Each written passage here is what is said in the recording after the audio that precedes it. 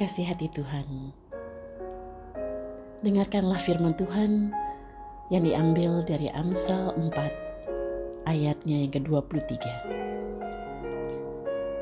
Jagalah hatimu dengan segala kewaspadaan, karena dari situlah terpancar kehidupan. Kata hati sendiri dapat berarti pikiran, emosi, kemauan, atau manusia batiniah kita. Bahkan bisa merujuk kepada diri kita secara keseluruhan sebagai seorang pribadi.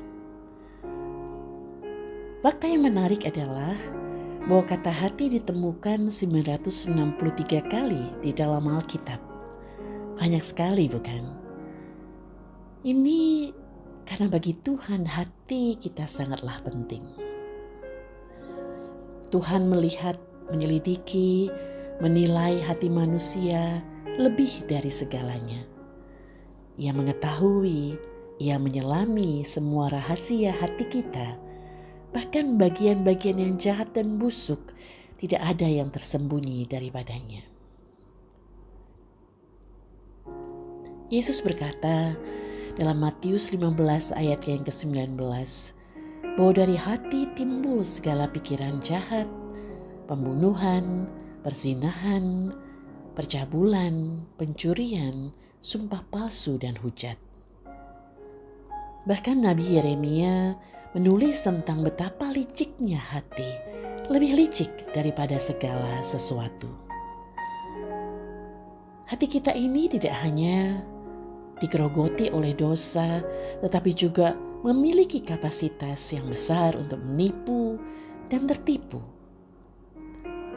Hati ini bisa menipu orang lain, bahkan bisa menipu diri kita sendiri ketika kita berpikir atau merasa bahwa kitalah yang lebih benar atau paling benar.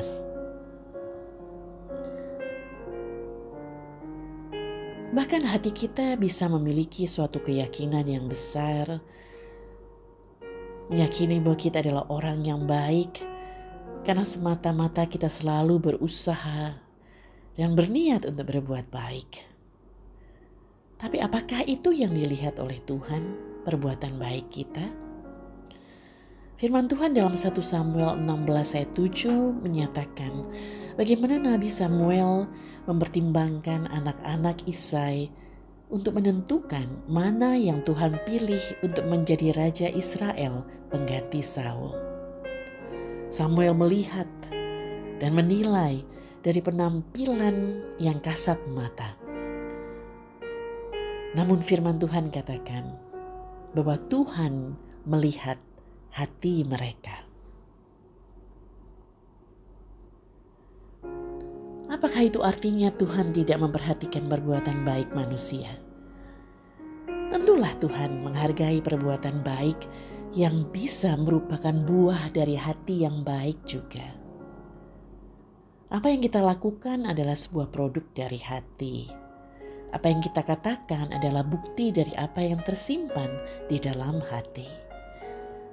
Kita dapat menganalogikan hati sebagai sebuah rahim yang mengandung semua pikiran, perasaan, kehendak, niatan, bahkan motivasi yang kemudian melahirkannya dalam bentuk sikap, tindakan, perkataan, pilihan, dan keputusan. Semua hal yang lahir dari hati menentukan kualitas hidup kita.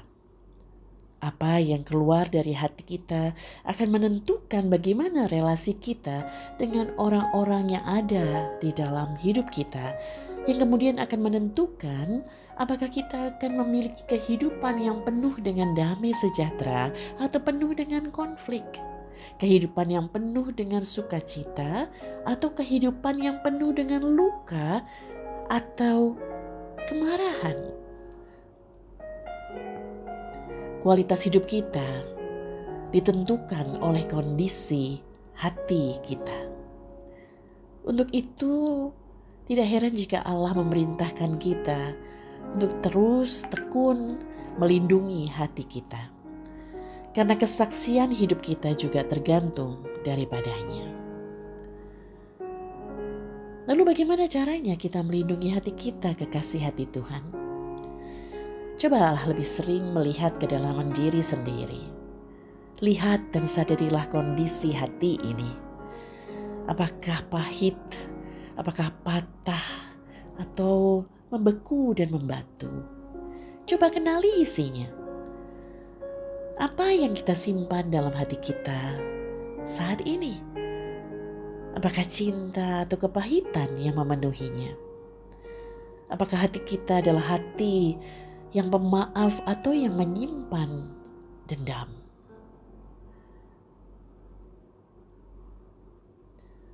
Minta Roh Kudus selidiki seperti Daud yang berkata dalam Mazmurnya, "Selidikilah aku, kenallah hatiku." Sekiranya kita menemukan adanya tumpukan sampah negatif, sampah emosi negatif yang bisa merusak kesehatan jiwa, bahkan raga kita, jangan tunda untuk segera meminta pertolongan Roh Kudus, memampukan kita untuk membuangnya. Bukankah demikian firman Tuhan di dalam Efesus 4 ayat yang ke-32 yang memerintahkan kita untuk membuang semua sampah kepahitan, kegeraman, kemarahan, dan dendam yang mungkin menumpuk di dalam hati kita. Karena untuk apa menyimpan sampah emosi yang akan meracuni kesehatan jiwa kita, bahkan relasi kita dengan sesama karenanya. Karena apa yang tersimpan dalam perbendaharaan hati kita, itu juga yang akan termanifestasi keluar dari mulut, melalui tutur kata dan juga perbuatan kita. Hati yang pahit akan keluar, termanifestasi dalam bentuk perkataan yang pahit. Hati yang dipenuhi dengan amarah, tinggal tunggu waktu saja akan keluar dalam bentuk sikap dan tindakan yang agresif, bahkan tidak jarang abusif. Maka buanglah dendam dengan melepaskan pengampunan bagi yang menyakiti hati kita. Sulit? Tidak mudah memang. Tapi apakah kita sudah lupa bahwa kita telah terlebih dahulu menerima anugerah pengampunan untuk dosa-dosa kita yang jauh lebih besar dan jauh lebih berat dari Bapa di sorga melalui karya pengorbanan anak tunggalnya di kayu salib bagi kita?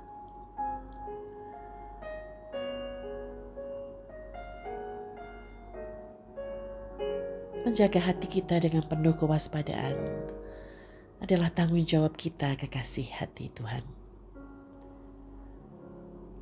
Marilah kita mulai secara sadar dan secara intensional menjaga hati kita dengan memperhatikan apa yang dikonsumsinya. Setiap hari marilah kita mengisi hati kita dengan hal-hal yang positif dan sehat.